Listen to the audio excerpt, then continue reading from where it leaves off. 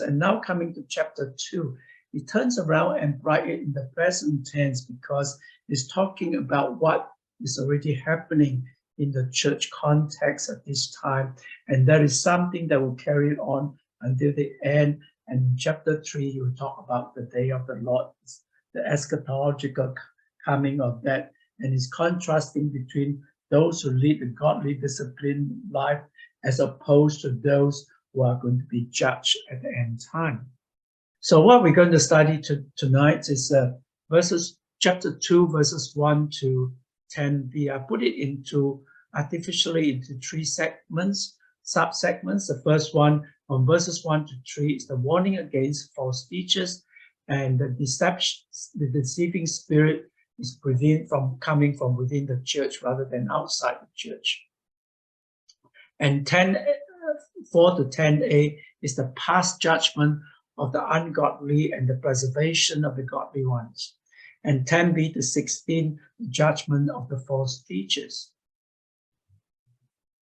Now coming back to chapter 2, we look at the judgment. The whole of chapter 2 is really the judgment and the impending destruction of the false teachers. Let's go to chapter 2, verses 1 to 3, talking about the deceiving spirits coming from within the church. But there were also false prophets amongst the people, just as there will be false teachers among you.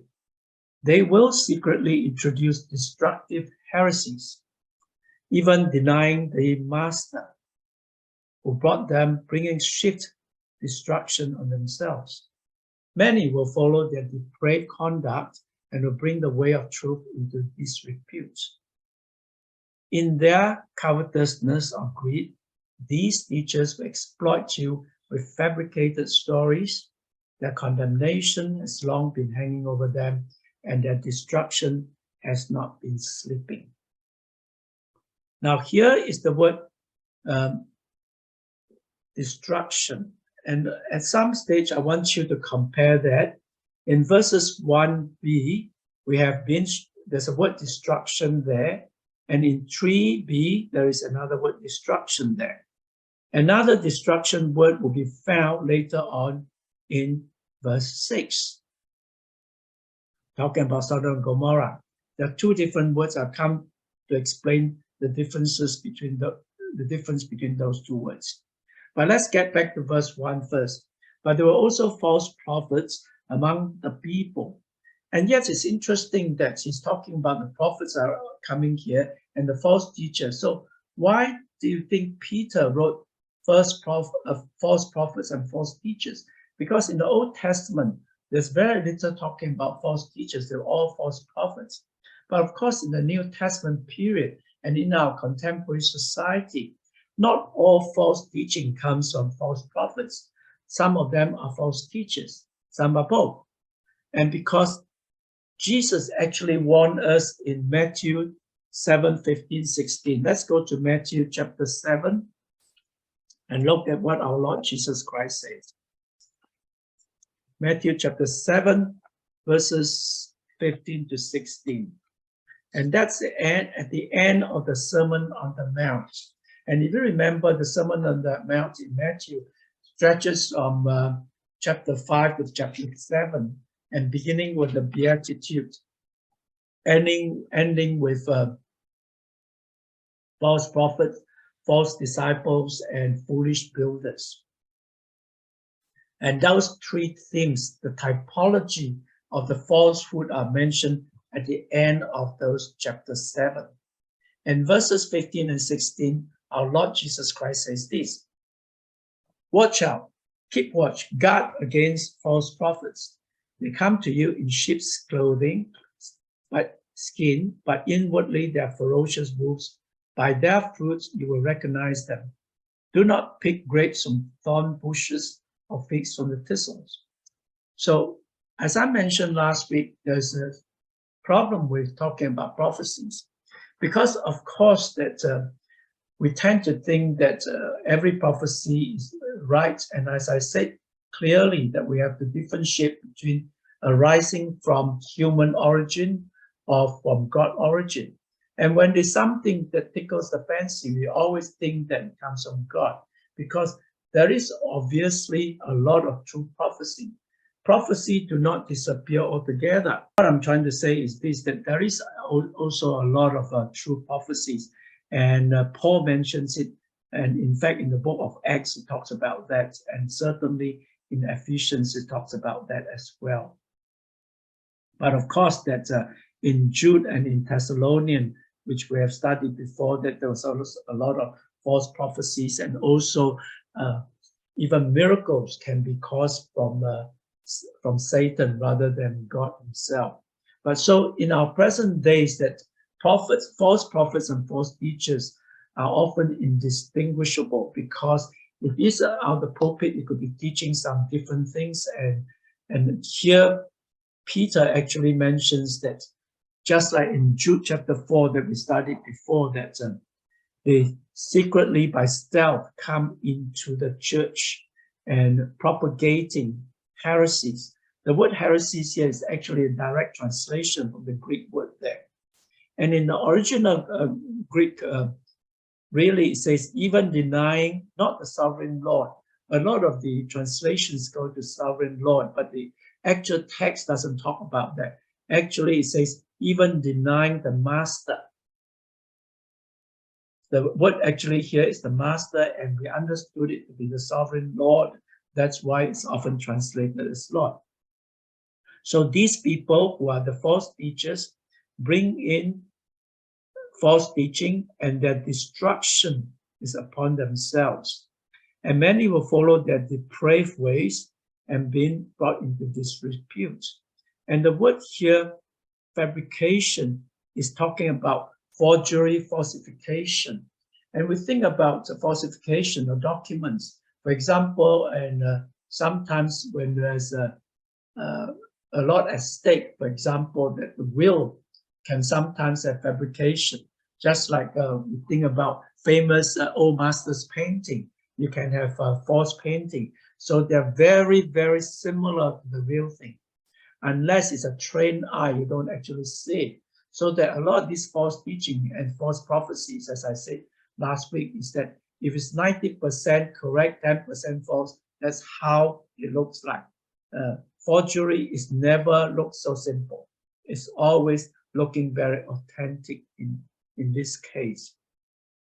And so it says that their destruction has not been slumber. In other words, God is not slow to do that. Just because on earth there's no judgment, there's always a judgment at the end.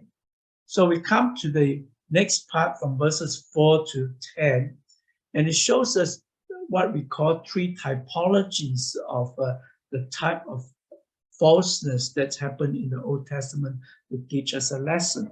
From 4 to 10b, we read this. For if God did not spare angels when they sinned, I sent them to hell. Now, the word, remember that in Jude, it also talks about the angels, and there were the real angels, the faithful angels, and the fallen angel. But send them to hell. The word hell here, again, is not translated as hell, because it's actually not hell. Let me explain in a minute. Putting them in chains of darkness to be held for judgment. If he did not spare the ancient world when he brought the flood on his ungodly people, but protected Noah, a preacher of righteousness, and 7 others, if he condemned the cities of Sodom and Gomorrah by burning them to ashes and made them an example of what's going to happen to the ungodly. And if he rescued Lot, a righteous man who was distressed by depraved conducts of the lawless. For the righteous man living among them, day after day was tormented in his righteous soul by the lawless deeds and he saw and heard. If this is so, then the Lord knows how to rescue the godly from trials and to hold the unrighteous for punishment on the day of judgment. This is especially true of those who follow the corrupt desires of the flesh and despise authority.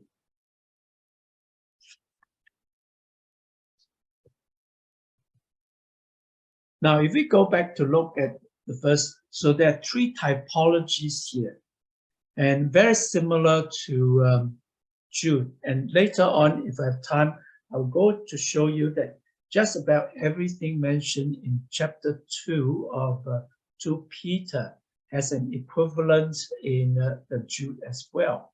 But the three typologies, the three types of the things that he mentioned here, number one are the fallen angels. Number two, the fallen angels versus the faithful angels. Number two, Noah versus the ungodly. And third, Sodom and Gomorrah versus Lot. Let's go to verse 4 first. And so he talks about the first typology, about the past judgment of the ungodly angels. They have been sent to hell. The word hell here is actually not hell.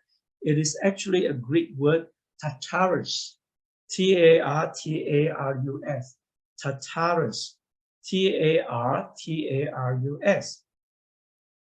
In the book of 1 Enoch, which I mentioned in Jude, in 1 Enoch it's mentioned that Uriel is one of the senior angels, that fallen senior angel, U-R-I-E-L. Uriel rode over the abyss called Tartarus. And this was very much in the Greek mythology as a place similar to hell, where there's a burning fire and judgment. And so the word here in Greek here is actually Tartarus, because in other places, when the word hell is actually mentioned, it's actually a different word altogether. The word there is Gehenna, which is the same as the Hades. Gehenna is spelled, let me see, G-E-H-E-N-N-A, Gehenna. So in the hell is the word Gehenna, which is the ultimate place where judgment comes at the end time. And here the Tartarus is a place, as is here said, putting them into chain of darkness to hell them for final judgment in Gehenna. So if we translate it this way, for if God did not spare angels when they sinned them, but sent them to Tartarus, putting them in chains of darkness, this may not be physical, may be a spiritual chain of darkness to be held for judgment in Gehenna. Now, why we got Tartarus? It seems that no one really understands where Tartarus compared to Gehenna. This is where the Roman Catholic have a similar understanding, call it the purgatory. Okay, so you can actually think of Tartarus as a purgatory, transitional station, if you like, before the final judgment at the end. So that whether it's a physical thing or a spiritual thing, no one knows. And of course, that like most things in the New Testament, it's probably a little bit of both. So that's how we can know that there's a difference between Tartarus and Gehenna at this time.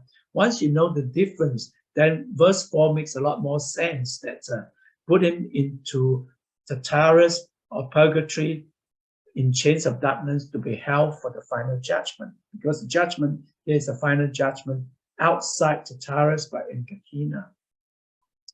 If he did not spare, he obviously is God, and in this case, talking about Jesus Christ. Spare the ancient world when he brought the flood on its ungodly people, but protected Noah, a preacher of righteousness, and 7 others.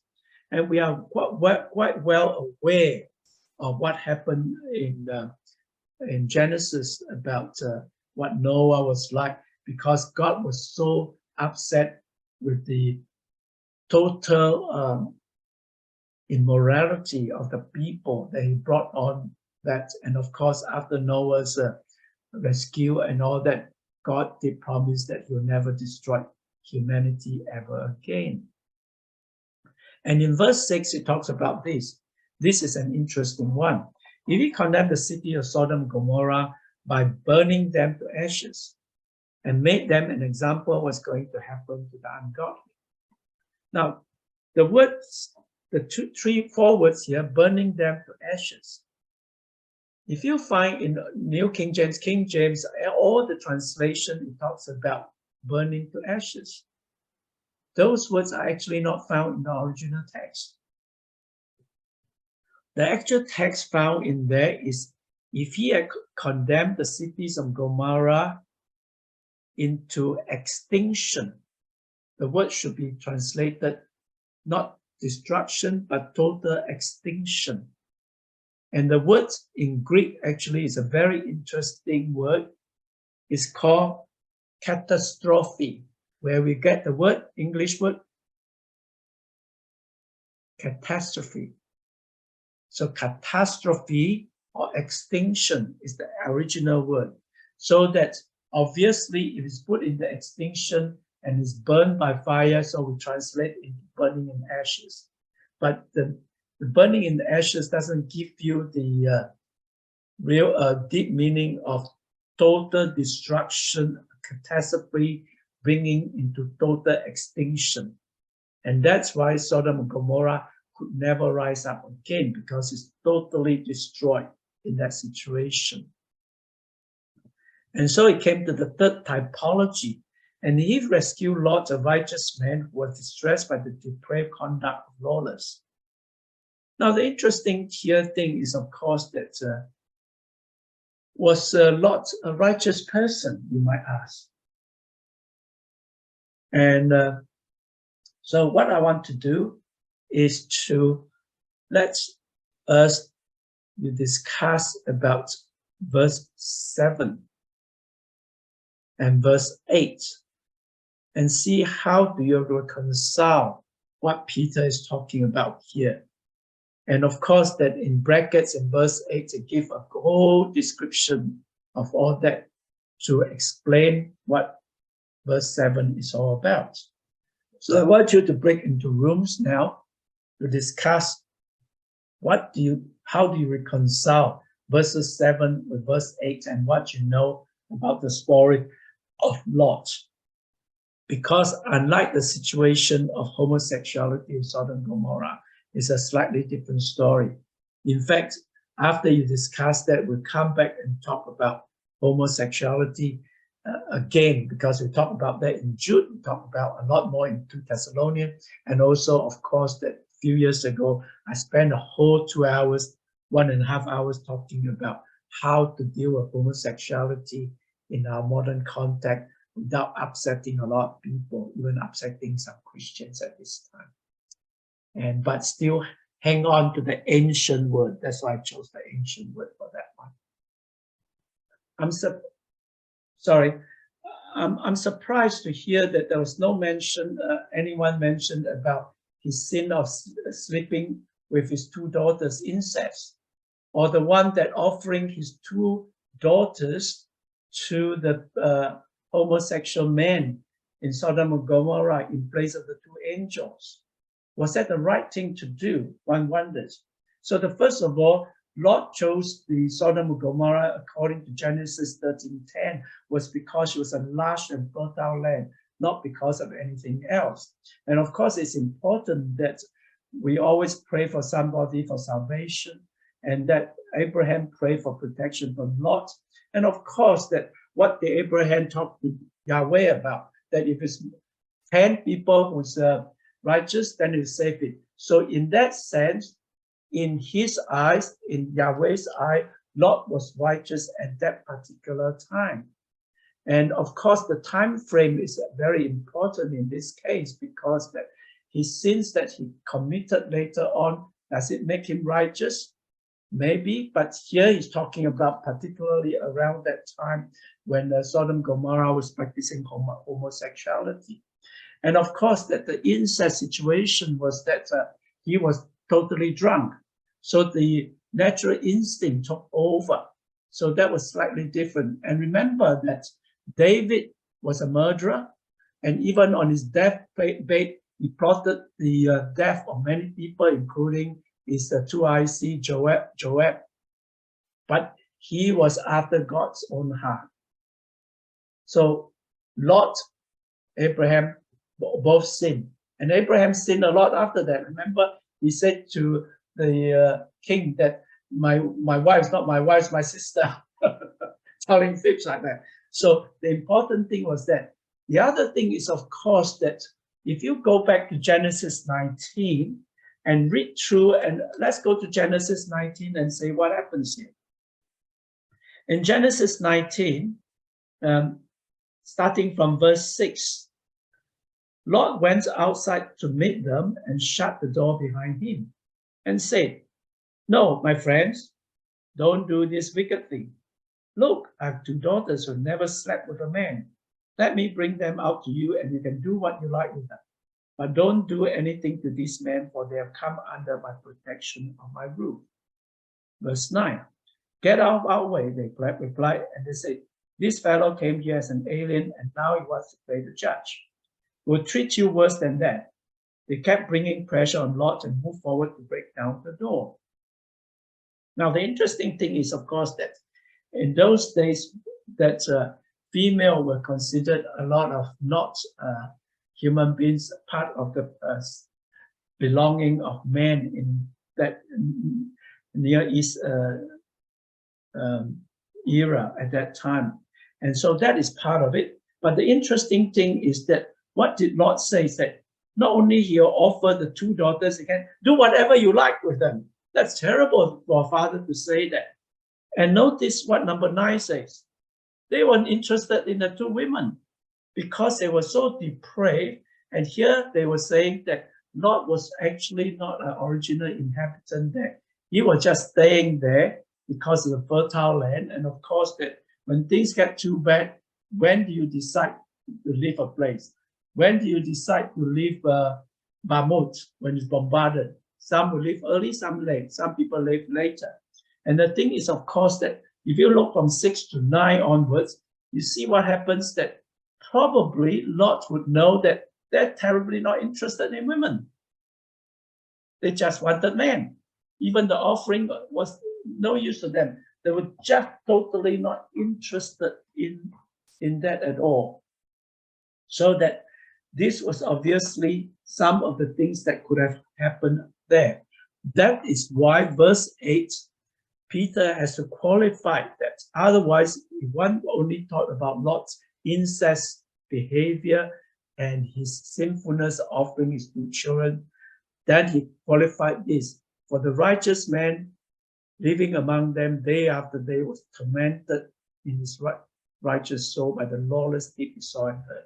So by this time, he already went through living under, tormented, not because of anything, tormented in his deepest part to see how sinful those people were.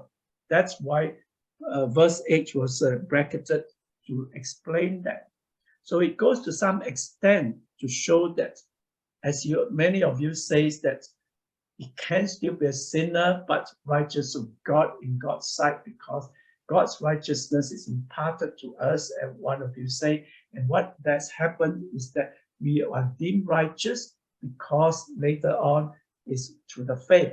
Abraham, just like a Christian, and that we continue to be sinners if Jesus is taken out of our mind. Steve, can I quickly share something on my mind?